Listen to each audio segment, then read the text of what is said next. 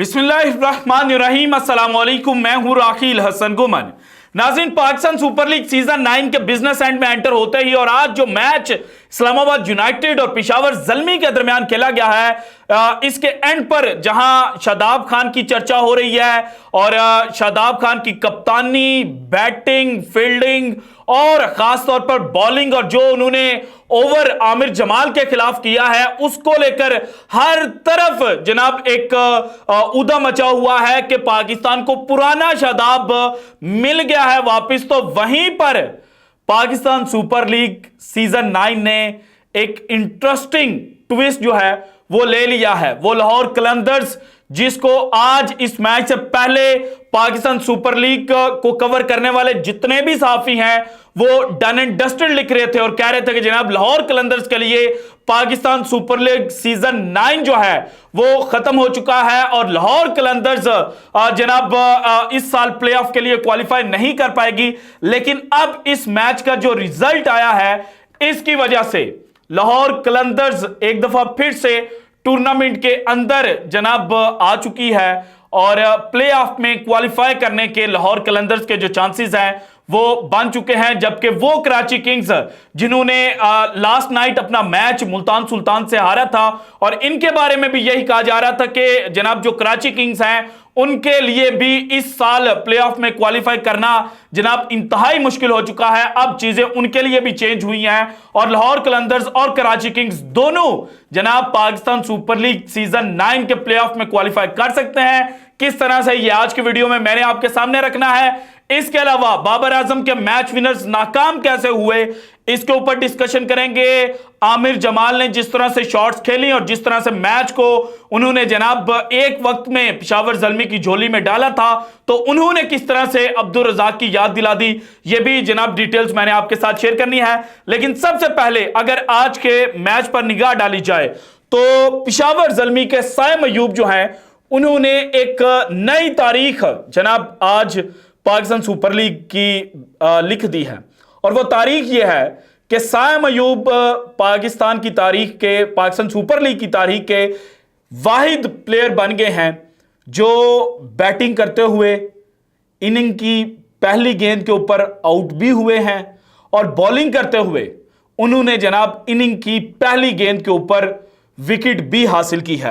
सो आज इस्लामाबाद यूनाइटेड जनाब टॉस हारे थे लेकिन पेशावर ज़ल्मी ने उनको बैटिंग फर्स्ट करने की दावत दी थी और जिस तरह का पिंडी का स्टेडियम है तो इसके बारे में यही एक आम ख्याल है कि ये बैटिंग पैराडाइज है और बॉलर्स की जनाब अच्छी खासी जो धुलाई है वो यहां पर होगी। लेकिन साइम अयूब ने जनाब पहली गेंद के ऊपर जब एलेक्स हेल्स को बोल्ड किया और जिस तरह से गेंद वो घूमी थी तो लगा कि शायद आज विकेट के अंदर कुछ मुख्तलिफ चीज मौजूद है। और पाकिस्तान सुपर लीग सीजन 9 में जो जब पिंडी के अंदर मैचेस होने थे तो उससे पहले एक खबर आई थी और अगर मैं गलत नहीं हूं तो अरफा फिरोज साहब जो हैं उन्होंने ये खबर दी थी कि इस दफा जो पिंडी की विकेट है वो डिफरेंट बिहेव करेगी और बैटिंग पैराडाइज नहीं होगी। सो पहली गेंद के ऊपर जनाब जो बॉल के ऊपर बाउंस और जो टर्न मिला साइम अयूब को तो एलेक्स हेल्स उसको समझने में नाकाम हुए और एलेक्स हेल्स की जो किलियां हैं वो उड़ गई। इसके बाद जनाब जो कॉलिन मनरो हैं वो भी तीसरे ओवर के आखिरी गेंद के ऊपर साइम अयूब के हाथों ही आउट होते हैं और बाबर आजम जो पेशावर ज़ल्मी के कप्तान हैं वो जनाब कैच पकड़ते हैं। 28 के ऊपर 2 खिलाड़ी जनाब इस्लामाबाद यूनाइटेड के लौट गए और यहां पर एंट्री होती है आगा सलमान और शादाब खान की जो कॉलिन मनरो के आउट होने के बाद क्रीज पर आए थे और फिर शादाब ने क्या कमाल की इनिंग खेली, जबरदस्त, मजा आ गया जनाब। शादाब खान से मैं तो यही एक्सपेक्ट करता हूं कि जनाब बैटिंग करेंगे तो बेहतरीन अंदाज में करेंगे। हालांकि इस तरह से उनको पाकिस्तान टीम के अंदर यूटिलाइज नहीं किया जाता लेकिन शादाब खान की जो बैटिंग एबिलिटीज हैं उनके ऊपर कोई भी जो क्रिकेट की समझबूझ रखता है वो क्वेश्चन मार्क पुट नहीं कर सकता। लेकिन पाकिस्तान क्रिकेट टीम में जब ये आते हैं तो इनकी फॉर्म भी बॉलिंग में भी खराब हो जाती है, बैटिंग में भी खराब हो जाती है। लेकिन पाकिस्तान सुपर लीग में ये दूसरा मैच है जो अपनी बैटिंग की बदौलत शादाब खान ने इस्लामाबाद यूनाइटेड को जितवाया है। पहला मैच जब ये वन डाउन पोजीशन के ऊपर बैटिंग करने के लिए आए थे पाकिस्तान सुपर लीग सीजन 9 के पहले ही मैच में लाहौर कलंदर्स के खिलाफ तो वहां पर भी इन्होंने जनाब बैटिंग के थ्रू थ्रू मैच जो है वो इस्लामाबाद यूनाइटेड को जितवाया था। और आज भी मोर देन 150 के स्ट्राइक रेट के साथ इन्होंने जनाब बैटिंग की, 51 गेंदें खेली, 80 रन स्कोर किया और ल्यूक वुड ने जनाब इनको अल्टीमेटली एंड पे जाकर आउट किया। इसके अलावा आगा सलमान ने 25 गेंदें खेली, 37 रन बनाए और जॉर्डन कॉक्स 20 गेंदें खेलकर 26, जबकि आजम खान अगेन जनाब पाकिस्तान सुपर लीग में उन्होंने आज फिर तबाही मचाई, 14 गेंदें खेली, 29 रन बनाए, 207.14 के स्ट्राइक रेट के साथ। जबकि पेशावर ज़ल्मी की बॉलिंग लाइनअप की बात की जाए तो साइम अयूब ने 2 ओवर फेंके, 15 रन दिए और 2 विकेटें, दोनों जनाब इस्लामाबाद यूनाइटेड के ओपनर्स थे एलेक्स हेल्स और कॉलन मनरो, उनकी विकेटें हासिल की। देन ल्यूक वुड जो हैं उन्होंने जनाब डेथ ओवर्स के अंदर जाकर शादाब खान जो हैं उनकी विकेट हासिल की थी। इसके अलावा Mohammad Zeeshan emerging bowler 3 over किए, 26 रन दिए, विकेटलेस रहे। और देन आमिर जमाल जिनको आज दोबारा पेशावर ज़ल्मी के लिए मैच खेलने को मिला था, उन्होंने जनाब बॉलिंग के अंदर अगेन वो परफॉर्मेंस नहीं दी जो पाकिस्तानी क्रिकेट शायकीन या जो पेशावर ज़ल्मी की मैनेजमेंट उनसे डिमांड करती है। 3 ओवर फेंके, 35 रन दिए और अगेन विकेटलेस रहे। और इससे पहले जो इस साल इन्होंने 2 मैचेस खेले थे उनमें भी जनाब ये विकेटलेस रहे थे।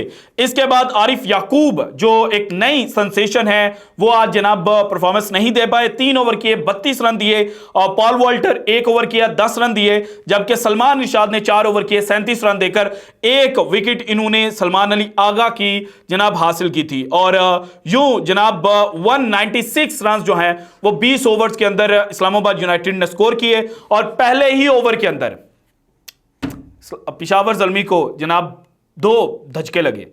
एक धचका इनको लगा, कप्तान बाबर आजम रन आउट हो गए और जब वो भागे थे तो उसी वक्त मैंने जनाब अपने जो साथ सीनियर हैं उनको बता दिया था कि भाईजान बाबर आजम तो आज लुढ़क गए हैं।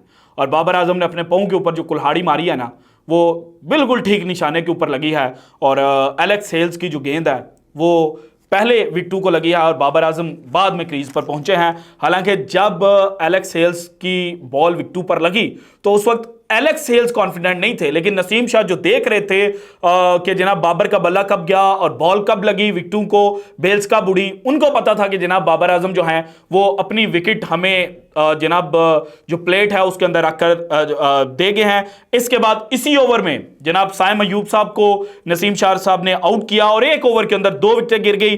देन जनाब रूमन रईस जो हैं वो विकेट हासिल करते हैं चौथे ओवर की पहली गेंद के ऊपर और मोहम्मद हारिस जिनसे बहुत ज्यादा एक्सपेक्टेशंस थी लेकिन इनकी ऑफ द फील्ड कंट्रोवर्सीज की वजह से नाम तो जनाब खबरों की जीनत बनता रहा, लेकिन अभी तक इस पीएसएल में ये बिल्कुल फेल हुए हैं। और अगर ये कामयाब हो जाते तो इनके T20 वर्ल्ड कप 2024 के चांसेस जो हैं वो अभी भी रोशन हो सकते हैं अगर अगले मैचेस के अंदर ये परफॉर्मेंस देते हैं। तो जनाब आज अगेन सिर्फ 1 रन स्कोर किया।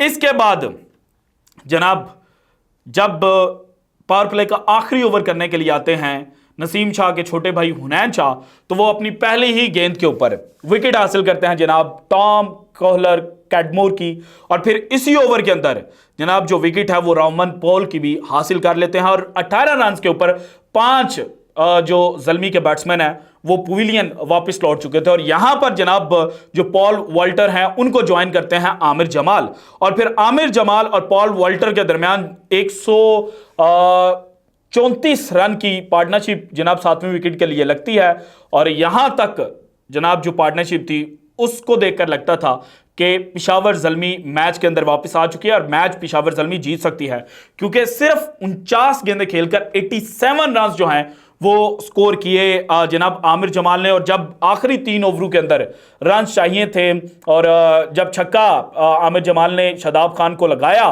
तो उस छक्के के बाद ये लगा कि अगर एक और छक्का लग गया और लेस देन 40 रन जो हैं वो रह गए 2 ओवरों के अंदर तो देन आमिर जमाल कुछ ना कुछ कर सकते हैं। लेकिन वहां पर जो जनाब पेस को अपनी वेरी किया शादाब खान ने और जो विकेट निकाली आमिर जमाल की, तो जब आमिर जमाल आउट हुए तो पता चल गया था कि मैच जो है वो डन एंड डस्टेड हो चुका है। इसके अलावा पॉल वॉल्टर उन्होंने 29 गेंदें खेलकर 33 रन जो हैं वो स्कोर किए थे, जबकि ल्यूक वुड ने 3 गेंदें खेली 2 रन बनाए। मोहम्मद जीशान ने 1 गेंद खेली, शादाब खान के हाथों ये भी बोल्ड हुए। फिर आरिफ याकूब ने एक छक्का लगाया, अच्छा छक्का था और आरिफ याकूब जिस तरह से खेल रहे थे, ऐसा लग रहा था कि अगर ये पाकिस्तान टीम के अंदर आते हैं तो पाकिस्तान को नंबर 11 के ऊपर भी जनाब जो हिटर है वो मिल सकता है।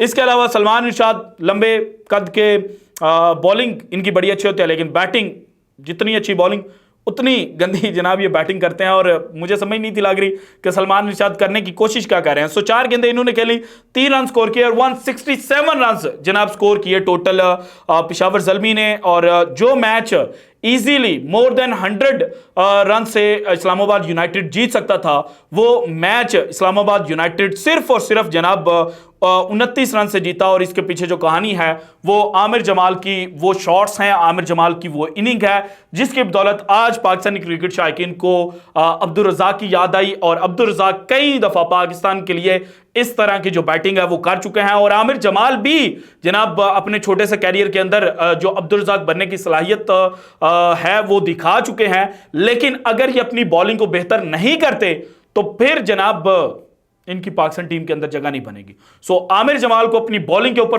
फोकस करने की जरूरत है। और अगर ये अपनी बॉलिंग के ऊपर फोकस कर गए और अपनी बॉलिंग को बेहतर कर लिया तो देन अल्टीमेटली जनाब ये फर्स्ट चॉइस बन सकते हैं as an all rounder Pakistan cricket team के अंदर। और इनकी जगह जनाब मिल सकती है इनको पाकिस्तान T20 वर्ल्ड कप 2024 की टीम के अंदर। और जनाब ये पाकिस्तान को रिप्रेजेंट कर सकते हैं। इसके अलावा पेशावर ज़ल्मी मैच हारा कहां पे, मुझे पता है आप देखना चाह रहे हैं कि लाहौर अंदर तो कराची किंग्स कैसे टूर्नामेंट के अंदर वापस आए।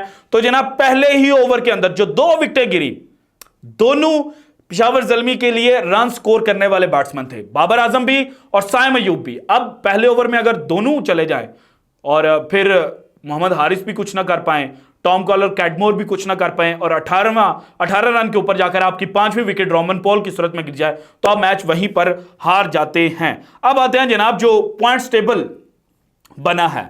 अगर इस वक्त पॉइंट्स टेबल को देखा जाए तो पहले नंबर के ऊपर है मुल्तान सुल्तान्स, जिन्होंने 7 मैच खेले, 6 जीते, 12 जनाब इनके पॉइंट्स हैं। इसके बाद दूसरे नंबर के ऊपर हैं क्वेटा ग्लैडिएटर्स, जिन्होंने 6 मैच खेले, 4 जीते, 1 हारा। 1 मैच इनका जनाब नो रिजल्ट पर खत्म हुआ जो बारिश की नजर हुआ था। 9 पॉइंट्स हैं इनके। इसके बाद इस्लामाबाद यूनाइटेड 3 मैच इनके रहते हैं और इनके इस वक्त पॉइंट्स हैं 7। इसके अलावा पेशावर ज़ल्मी 7 मैच इन्होंने खेले, 3 जीते, 3 हारे और 1 मैच इनका बारिश की नजर हुआ, इनके भी 7 पॉइंट्स और नेट रन रेट है इनका -0.480। इसके बाद कराची किंग्स 6 मैच खेले, 2 जीते, 4 हारे और 4 जनाब इनके पॉइंट्स हैं और इनका नेट रन रेट है -0.551। इसके बाद लाहौर कलंदर्स 7 मैच खेले, 6 जनाब हारे, 1 इनका नो रिजल्ट पर खत्म हुआ और इनके पॉइंट सिर्फ 1 है और -0.948 इनका नेट रन रेट है। अब लाहौर कलंदर से शुरू करते हैं। लाहौर के जनाब जो 3 मैच रहते हैं उनमें 1 मैच इन्होंने खेलना है 6 मार्च को इस्लामाबाद यूनाइटेड के साथ। इसके बाद 9 मार्च को इन्होंने कराची किंग्स के साथ मैच खेलना है और देन 10 मार्च को इन्होंने खेलना है क्वेटा ग्लैडिएटर्स। अब अगर ये 6 मार्च वाला जो अपना मैच है वो जीत लेते हैं इस्लामाबाद यूनाइटेड से और उसके बाद जो इन्होंने 9 मार्च को खेलना है कराची किंग्स से, ये भी मैच जीत लेते हैं तो फिर 9 मैचेस खेलकर जो लाहौर कलंदर्स हैं उनके पॉइंट्स हो जाएंगे जनाब 4 और 1 5।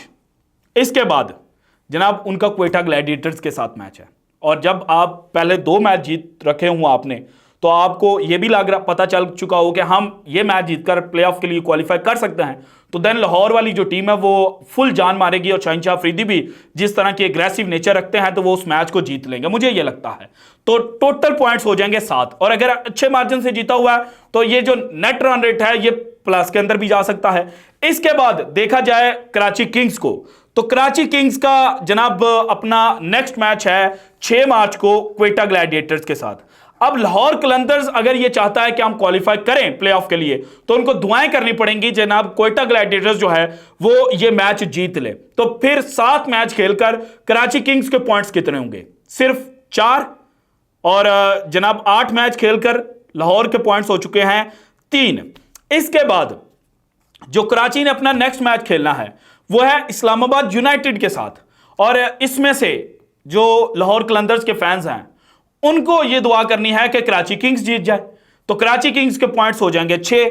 इसके बाद 9 मार्च को कराची किंग्स वर्सेस लाहौर कलंदर्स है और लाहौर ने यह मैच जीतना है, तो कराची किंग्स 6 पॉइंट्स के ऊपर और लाहौर कलंदर्स जो है वो 5 पॉइंट्स के ऊपर। और इसके बाद जनाब जो मुकाबला है वो है पेशावर ज़ल्मी के साथ कराची किंग्स का, और वहां पर लाहौर फैंस ये समझें कि उन्होंने कराची किंग्स के हारने की दुआ करनी है, और उसके बाद जनाब कराची किंग्स 6 पॉइंट्स के ऊपर खड़ी होगी और लाहौर कलंदर जो हैं वो 7 पॉइंट्स के साथ क्वालिफाई कर सकता है। इसके अलावा जनाब अगर ये समझा जाए कि पेशावर ज़ल्मी मैच जीते कराची किंग्स से तो उनके पॉइंट्स हो जाएंगे, चूंकि इस वक्त 7 हैं तो 9 पॉइंट्स और वो क्वालिफाई कर लेंगे प्लेऑफ के लिए। तो फिर इस्लामाबाद यूनाइटेड जो इस वक्त 7 पॉइंट्स के साथ पॉइंट्स टेबल पर खड़ी है, उनके मैचेस देखे जाए तो उन्होंने मैच खेलना है लाहौर कलंदर से, जो कि लाहौर कलंदर ने जीतना है। मैं मतलब अगर आप प्लेऑफ के लिए क्वालिफाई करना चाहते हैं तो उस सूरत में, बाकी तो जिस दिन मैच होगा उसी दिन रिजल्ट सामने आएगा। इसके बाद 7 मार्च को कराची किंग्स से है, ये मैच हम पहले ही कराची को जितवा चुके हैं। देन जनाब इस्लामाबाद का मुकाबला है मुल्तान सुल्तान से, और मुल्तान सुल्तान इस साल की सबसे टफेस्ट टीम है। सो कराची किंग्स 6 पॉइंट्स के ऊपर खड़े होगी at the end of the tournament, और इस्लामाबाद यूनाइटेड अगर अपने अगले तीनों मैचेस हार जाती है तो ये खड़े होंगे जनाब 7 पॉइंट्स के ऊपर, और फिर नेट रन रेट के ऊपर जो लाहौर कलंदर्स है वो क्वालिफाई कर सकता है। और अगर कराची किंग्स ने क्वालिफाई करना है तो फिर उनके लिए इंपॉर्टेंट यह है कि जनाब वो क्वेटा और पेशावर ज़ल्मी के खिलाफ ये मैच है, इनमें से कोई एक मैच जीत जाए, और जनाब या फिर उनके लिए ये भी सिचुएशन है कि इस्लामाबाद यूनाइटेड और लाहौर कलंदर्स के साथ जो उनके मैच हैं ये दोनों के दोनों मैचेस जो हैं वो जीत जाएं। सो इस तरह से जो क्वालिफिकेशन सिनेरियो है वो बन रहा है। अगर आपको समझ नहीं लगी तो फिर जनाब कल टेबल ड्रॉ करके मैं आपके लिए एक नई वीडियो जो है वो बना दूंगा। So this is it from today's episode. अगर आपको वीडियो पसंद है तो लाइक कीजिएगा, ज्यादा से ज्यादा शेयर कीजिएगा, अपनी कीमती राय का इजहार लाजमी कीजिएगा, और अगर आपने अब तक चैनल को सब्सक्राइब नहीं किया तो कर दें। शुक्रिया, अल्लाह हाफिज।